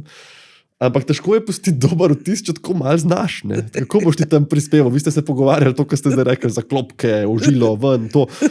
In jaz sem tam sedel in sem čakal, da bom jaz imel priložnost, in je le prišla. In namreč ena bolnica je bila, ki ste se pogovarjali, zakaj zdaj ona po 10 dneh antibiotika ima še tako visoke vnetne parametre, kaj je tukaj narobe, kje je fokus okužbe. In jaz se spomnim, da sem bil ravno na viziti pri njej in rekel, da jo boli zapestje. In sem rekel, zdaj bom pa jaz tisti, ki bo sum na septični artritis. In jaz tako veselo rečem, veste, njo pa zapestje boli.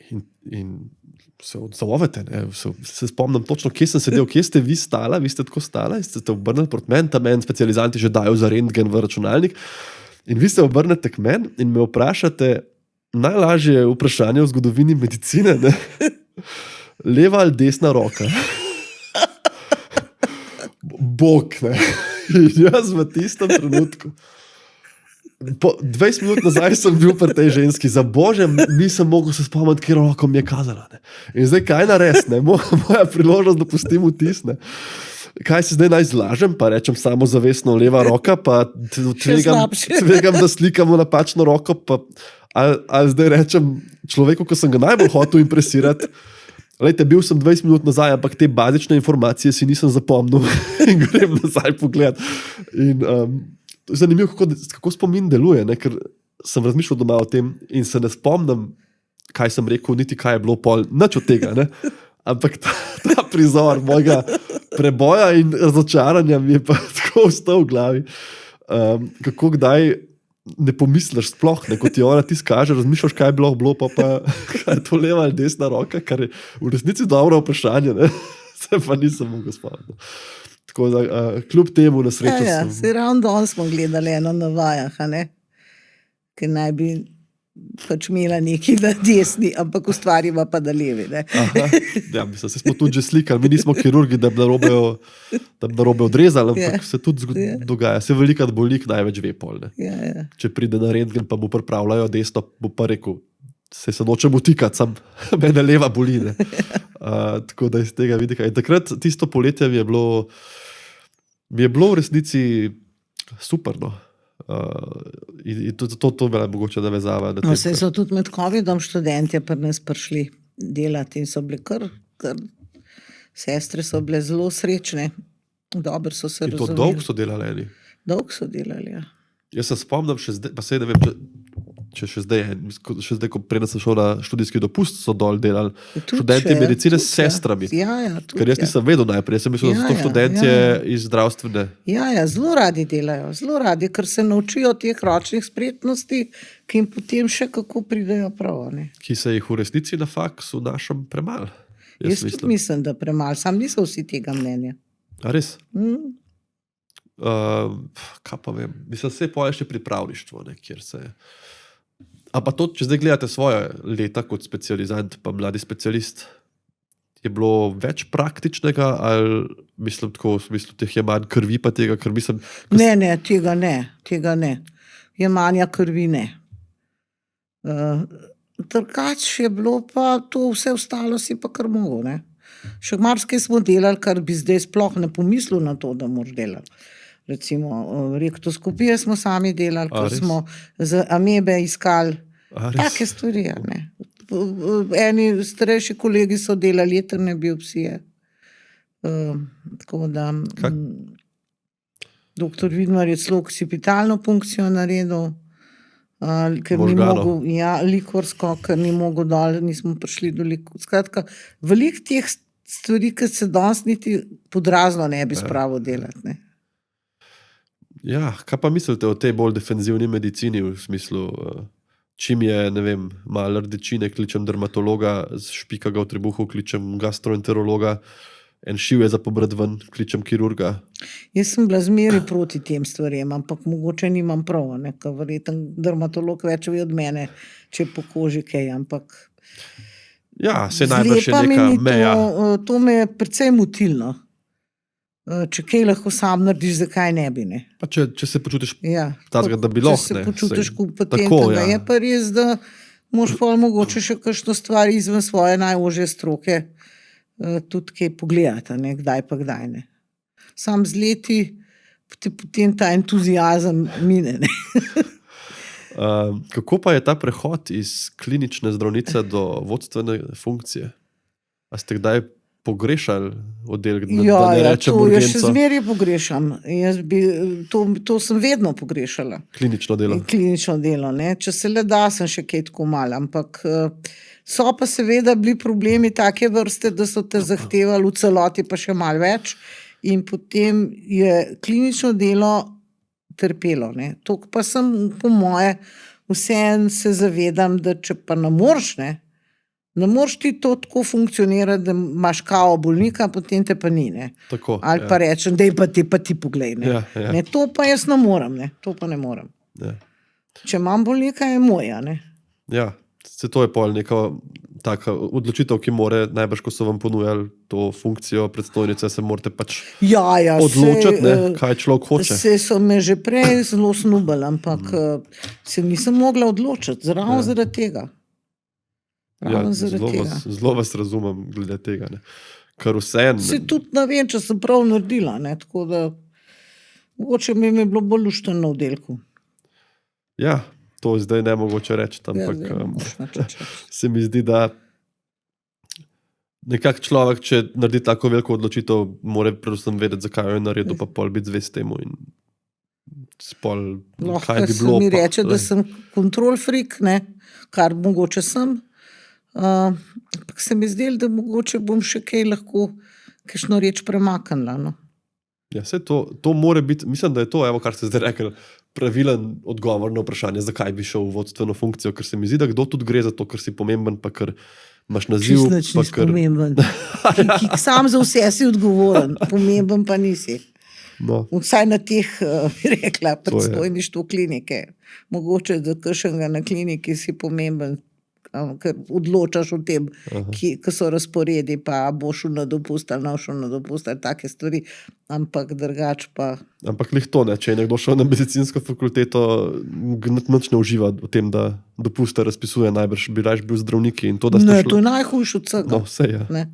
Ko pa čeprav vem, da obstajajo celo BE programi, ki to naredijo. Ne. Ja, človek bi raje to uporabil, ker je tudi malo manj konflikta pol.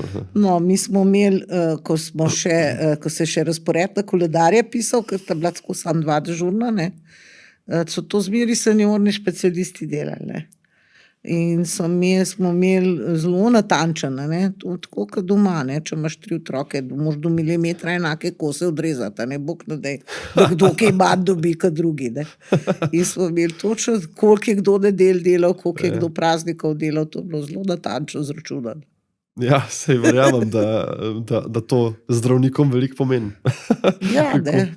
Smo točno tudi vedeli, kdo bo za nov let, ker smo imeli razpored že za leta naprej, je pa dejstvo, da je ta najmlajši, je pa fasal, ta prvi. Ja. Ne, ker je ta mlajši prišel, smo že vedeli, ta bo leto za nov let, ko bo začel dežurati, ker niso vsi, nismo začeli takoj dežurati, so te mogli oceniti, da si primeren.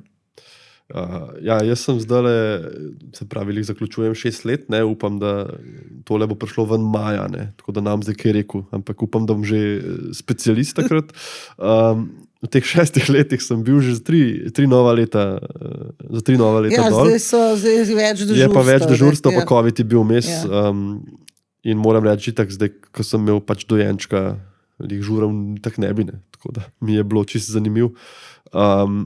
Je pa to takrat, ko si pa za praznik v službi in imaš družino, ti pa zelo veliko pomeni to, kar ste rekli, da veš, da je nek sistem, ki bo fair, ki bo rekel, zdaj si bil za Božič, pa ne boš za nov let. Ne? Ker, če ne se hitro kdo tudi povsod so iznajdljive že, ki pol... Božič, polk je bil frej, ki prej ni bil, a ne, pa nov let. To so bili, pa 29. november sta bila 2 dneva, ne.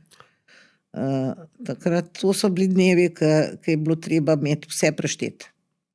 Kdaj bo kdo. Taki smo, se mi zdi, mislim, to se razume, da so ljudje na to pozorni, glede na to, da... Ampak ne pomeni vsem isto, ne, se en bo rekel, prosim, piš me za Božič, ne moram jesti teh večerje z razširjeno družino. Eni bojo pa rekli samo takrat ne, in pa se mi zdi, da se nekako lahko skupaj prideš. No. Vse ena, ne, a to praznuješ ali ne praznuješ, ampak je frej in družina je doma. Ja, tako, ja, točno to, ja. Da... Ker se da zmeniti, recimo, ker zdaj se pravi 6 let, od tega 5 let dežuram. Mi smo še 2 dni dežurali takrat za te praznike. A ja, v kosu? Ja, 31.1. si bil dežuran, recimo za nov let. Da je potem tudi 29. Velika noč je kasneje prišla, ne, ker ta ponedeljek tudi ni bil frej. Se mi zdi pa super, da lahko se vseeno zmenaš stvari v ekipi. Ne? Ker recimo največ, kar meni pa moji ženi od nekdaj pomeni, je 24. december zvečer, se pravi predbožična večerja na nek način, ko se vsi zberemo. In jaz sem čisto vsak let lahko rekel, da takrat pač ne bi bil v službi in je bilo to sprejeto, pa sem bil ali 25. ali za nov let. Se pravi, nekdo bo pa rekel, jaz pa res Silvestrovo pa res hočem imeti, ne? Pa pol prej pisali ali pa za veliko noč. Se pravi, to se mi zdi, da je tudi en znak ekipe, ki funkcionira. Pa to, kaj se zgodi, če nekdo zjutraj pokliče, danes sem dežuren, pa sem zbolel. Ja, to pa je grozen. To smo pa vsi že dobivali klice na morje. Pa, kje si to ti? Je bilo pa vedno grozen. V Dalmaciji. Adijo. Tudi prej je bilo grozen. Ja, ne. Ker pri nas pa ne moreš, ne, da bi rekel, v redu, bomo pa en dan brez. To ima človek, jaz ne vem, kakšni mehanizmi so, nisem tak psiholog, ampak ti imaš tisto sredo, ki veš, da boš dežuren, imaš v glavu zabito. Ja. In Bog ne da bi mogel biti zdaj dežuren v torek. Ja, ja. Tudi, čeprav bi bilo čisto vse. Ja, ampak si se sprijaznil s sredo. Ne, ker ti si v sredo. Ja, tako je. Ja. Ali pa da si sprijaznil, da si 4-krat, Ja. pa pride en izpad. Ja, no, mi takrat pred leti, to je bilo dolgo nazaj, smo imeli obvezo 5-krat. Ja, se pri nas. Zaradi nekih finančnih bonitet. Ampak to je pomenilo, da en mesec na leto pa nisi nič dežuril. Aha. Ne? Tako smo bili preračuna, ampak 5 je pa bila obveznost. A na mesec. Ja. Ja, pri nas je zdaj odvisno, koliko ljudi je v službi, ne? Ampak kot specializant smo imeli kar, se mi zdi, 5, nekako 4 do 5 na mesec, čeprav meni je na teh obremenjenih deloviščih imeli enkrat na teden, sploh odkar imamo otroka, no. Mi je dovolj. Kaj pa zdaj, če gledava malo perspektive, infektologija se zelo razvija, ne? Svetovna zdravstvena organizacija je dala antibiotično odpornost na seznam 10 največjih groženj že par let nazaj. Največjih groženj človeštvu. Pa še par infektoloških stvari, mislim, da tuberkuloza, pa tudi ebola, Marburg, te virusne bolezni. Kaj je tisto, kar vi mislite, da bo v Evropi ratalo mogoče aktualno, ne vem, kot posledica večjih teh premikov prebivalstva, globalnega segrevanja? Imeli smo že denge, imeli smo, mislim, to uvožene. Zdaj ste rekli, Davice, niste... Malarijo smo že včasih imeli, ne? Nikjer ne piše, da ne bi nazaj prišla, ne? Endemična prav? Ja, endemična je bila v Evropi. V Evropi, ja, dokaj, 2000, ne, manj prej. Ne? Kdaj so, ker potem je WHO je potem razglasil Evropo kot pokrajino, brez malarije. To so te stvari, ki lahko nazaj pridejo. Jaz mislim, da bo protimikrobna odpornost največja grožnja. Zato, ker tukaj nimamo kakšnih zelo dobrih orožij, ta hip. In tudi ne vidim, da bi lahko bilo. Razen, če se bo pogruntala neka čist nova metoda, ne, kakšni bakteriofagi mogoče, ali pa kakšna imunoterapija, ko pa je s tem, ne. S tem, kar zdaj zdravimo, zelo verjetno ne bomo mogli več zdraviti. Čeprav je zanimiv, ne, ker smo začeli delati, ko sem začela delati, je bil najbolj širokospektralen antibiotik ampicilin. Ja. Ne, ki ga danes nikoli ne boš dal kot prvo terapijo. Potem so bili tetraciklini. Tetraciklini se že vračajo nazaj spet. Se pravi, te stvari se da verjetno tudi na nek način bojo morda kakšna reč regenerirala. Ne? Ja. Ne, pa bo spet uporabna. Ne? Če prekineš vmes, ne? Če bolj omejiš. Prekineš, ne? Ampak skrbijo me pa te lekarne pa ne maze, to me pa res skrbi. No? To so te encimi, ki razgrajujejo najširše antibiotike. Vse razgradijo. Vse razgradijo. In to pa je grožnja dejansko. In problem je pa zato, ker bo te bakterije prizadele tiste najbolj ranljive bolnike, ki so najbolj odvisni od medicine. To so pa te po transplantaciji, po kemoterapiji. Zdaj so tudi biološka zdravila zelo popularna. Za vse sorte bolezni, samo kaj ta biološka zdravila z imunskim sistemom naredijo katastrofo. Ja. Ne?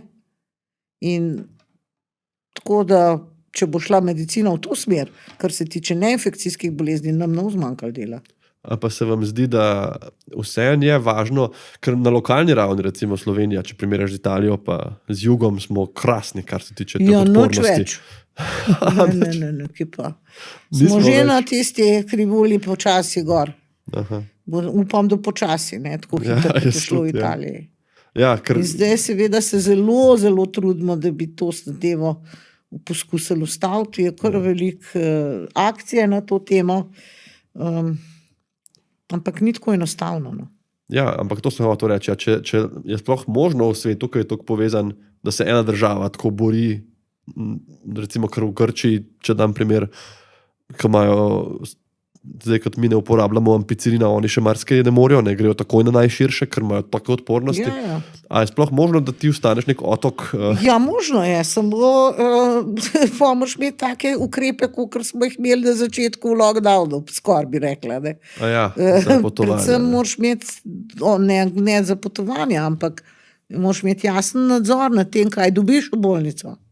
Ne, ker to se po bolnicah širi. Je kar tlepa, ne? Če smo med COVID-om, pa meni ta dikcija ni bila všeč, se mi je zdelo, da se je, ampak pač veliko se je govorilo o tem, kaj vse mora posameznik prispevati, pa kaj lahko naredi narobe, pa kaj ljudje delajo, da se širi, pa to. Ampak pri tem konkretno problematiki, ne, smo pa zdravniki tisti, ki pri odpornosti, ki lahko to slabšamo ali rešujemo. Ja, gotovo. To ne more nekdo doma, ki zboli. Ne, to pa res ne. Razen da upošteva tisti antibiotik, ki si mu ga dal. Ja, se strinjam s tem. Se pravi, kaj mi predpišemo in kdaj. Tukaj bolnik ni čisto nič udeležen. Tako, in to predpisovanje, ker se to je dosta enostavno razumeti v resnici, ta selekcijski pritisk. Ne? Imaš neke bakterije, ki so že tisoče let žive. Ja, sam ni sam selekcijski pritisk, je tudi zelo razgibano spolno življenje bakterij, ki se izmenjujejo te plazmide, na katerih so geni za odpornost. In če imaš eno tako v svojem črevesju, potem bo vse druge dobile tudi od nje. Ni pa konec zgodbe. Ne? Ja, to je ena taka... In to se mi zdi, ko nekdo reče grožnja prihodnosti, pa rečeš ebola. Si vsak predstavlja lahko tega bolnika, ki krvavi iz vseh odprtin, pa se res zdi kot grožnja. Ne. Ti, ko priješ v bolnico, pa ti dajo nek antibiotik v žilo, pa greš domov, si ne veš, kaj si dobil, pa koliko so imeli še backupa, če ti dobil alergijo. Ne. In mogoče ne čutiš, da je to taka stvar. Ne, gotovo ne. Dokler ne delaš, pa dobiš, kot smo iz Bosne recimo dobili, se spomnim ene mlade punce, ki je prišla, imela leukemijo, se mi zdi. In smo imeli neko bakterijo na koži, ki če bi prišla v kri, ne bi lahko samo molil zraven, pa župnika poklical. Ker je bilo cel seznam. To je nočna mora, ne? To je res nočna mora. Zdaj, seveda, prenos na druge bolnike lahko z ustreznimi ukrepi bolnišnične higiene preprečiš. Spet odgovornost zdravnika, pa sestra. To se pravi res natančna higiena rok, ustrezno čiščenje, dezinfekcija, izolacija, skratka vsi te nefarmakološki ukrepi. Ne? Če se jih držiš. Najbolj pomembno pa je od vsega, da najdeš tega bolnika. To smo mi že takrat pred leti v to doktrino uvedli, da če nekdo bil hospitaliziran v tujini, sploh v teh državah, ki so problematične, da zdaj ne naštevam, je bilo obvezno narediti testiranje. In to se potem nekako ljudem pod kožo zalezali in to se zdaj dela. Ker smo leta in leta, a si vzel? In zdaj, če nekoga na raport vprašaš, ki jih sledi tam 50, a ste vzeli nadzorne kožnine? Ti kar naroden reč ne. Ne? In to se zdaj redko kdaj zgodi, da ne bi vzeli. Ja. In to je ena stvar, za kar sem rekel, da se mi zdi, da nam gre dobro, druga so seveda podatki odpornosti, ki so... Ja, to je tudi problem, ker imamo tukaj konflikt interesov, bi rekla, zakonom o varstvu osebnih podatkov, tukaj bo treba zakonodajo tako urediti, da bo to možno zbirati. Ampak, a ne moraš anonimno zbirati? Ja, ampak ti tudi kaj dosti ne pomaga, ker ti moraš to v realnem času zbirati in mene pa zanima, s kom sem bila jaz v stiku, ne? Oziroma, s kom je bil moj pacient v stiku. A je bil v stiku z nekom, ki se bo izkazali, da ima nekaj ali ne. To pa ne moreš z anonimiziranim testiranjem, zbiranjem. Ja, za statistično je dovolj anonimno, ampak za... Je mene na briga, ne. Ampak v tem kontekstu, če je nekdo bil v bolnici, bi pa zelo rada vedela, če je bil v sobi z nekom, ki je koloniziran s tako bakterijo, ne. To pa razumem, ja. Se to smo imeli take debate tudi pri različnih spolno prenosljivih boleznih, ko dobiš bolnika in mu dokažeš neko tako stvar in kot zdravnik v bistvu ne smeš partnerki povedati, moraš njemu reči, jaz tukaj ne bi več komentirala, ker se v bistvu s tem ne strinjam, ampak pustva to temo. Ja, mislim, to ni lahkih odgovorov, ja, ampak... Veste kaj, se vas ne bom več dolgo zadržal, ampak sem hotel tako vprašati, Kako je zdaj to, recimo, tako nehvaležno vprašanje, ta stanje našega zdravstvenega sistema iz oči nekoga, ki je toliko časa v njem, pa sploh, ki je toliko časa samo izključno v javnem sektorju, ne? Kje smo, pa kam zdaj to gre? Ne vem, res ne vem. Sama se sprašujem, kaj lahko naredimo. Na en stran imam vtis, da smo zdravniki kar velikokrat tarče napadov, Ja. da se nam pripisuje marsikaj smo pa tudi mogoče sami krivi, in da se ustvarja neka sovražna klima.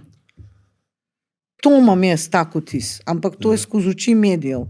Jaz nisem med epidemijo nič bila na družbenih omrežjih in to mi je rešilo moje duševno zdravje. Ja. A ne?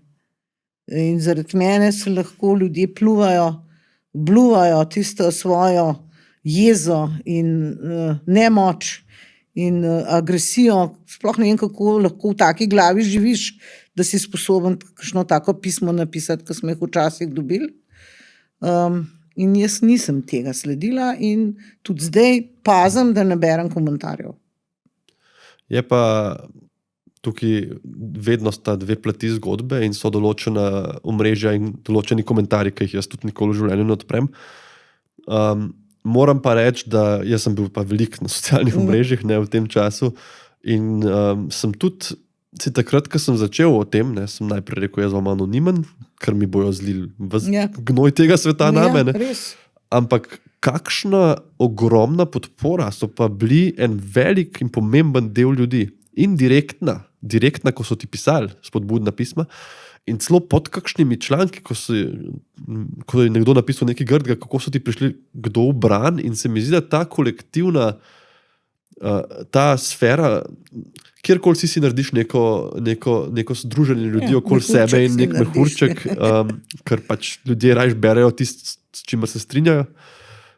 In mene je to presenetilo, iskreno, takrat. Jaz sem pričakoval grožnje. Ne morem tega brati in potem bolj mirno živim. No. Kljub temu, da ni podpore take, ne. Ampak, ko pa z ljudmi govorim, pa dostikrat nekdo reče, joj, koliko sem vas raz poslušal. To mi pa res pomaga. Ne.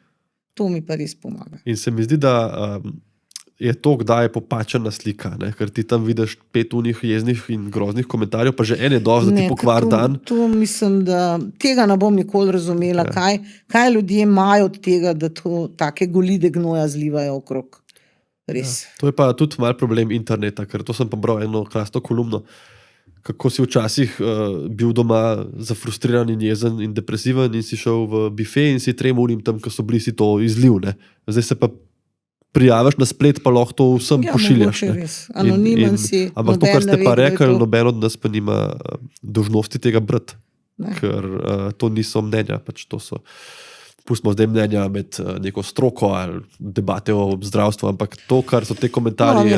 Tudi, kar se stroke tiče, so bila velika nasprotovanja določenim ukrepom tudi med zdravniki in medicinskimi sestrami in še so.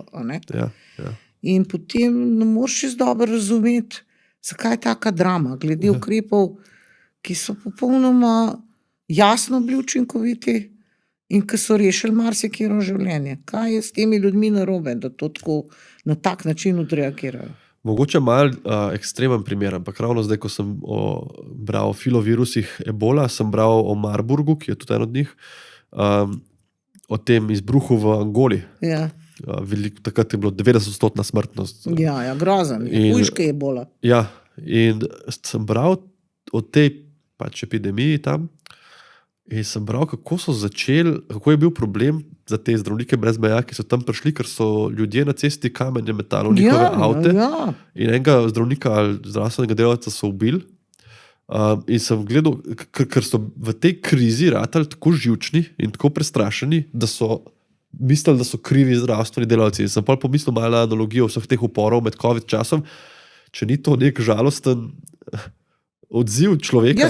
Mislim, kot žival rataš, kaj je kriza. Jaz sem eno knjigo, Psychology of Pandemics, iz ne vem kjerga leta, nekaj let je že stara. To, kot bi se zdaj dogajalo. Dobro. Tiste teorije, to boš pol izpit, kaš naredil, te pa pol posodila. Ja, zdaj rešil ne.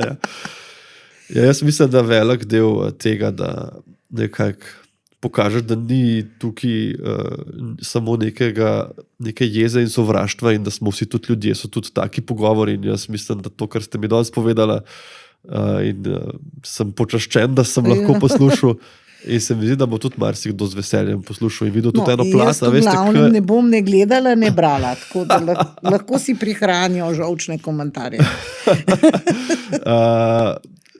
Jaz bomo videli, no, ampak obljubam, da če bojo kakšni žolčni komentarji, vam jih ne bom poslal. Pregled. Ampak moram reči, da me itak večinoma moje kanale. Ker si rekel, kaj te je najbolj pretreslo med epidemijo. Ne? A viš, kaj pa mene? Zvečer, ko sem odhajala domov, pozna ura že bila, ker smo se cel dan pripravljali, na oddelku 1 so takole v vrsti stali respiratorji. Mislim, da jih je bilo 20. So stali in čakali. In takrat je mene še ne pršidel, zdaj gre pa zares. Na tehle respiratorjih bojo v naslednjih dnevih ljudje in jih bo treba pozdraviti, marsikdo pa ne bo več šel iz naših hiše. To pa je bila, še nekje imam celo tisto sliko tistega prizora, to je bilo pa kaj iz enega grozljivega filma res. To so bili te prizori in tudi to, kar ste rekli, marsikdo ne bo šel. Jaz se spomnim v intenzivi, kako smo pač dali v komo enega nestarega gospoda, okoli 40 in sem mu še jaz rekel, čez 2 tedna se vidimo. Ne? In pol je to 3 mesece ta njegov potek trajal, zapletil vsemi možnimi in je gospod umrl.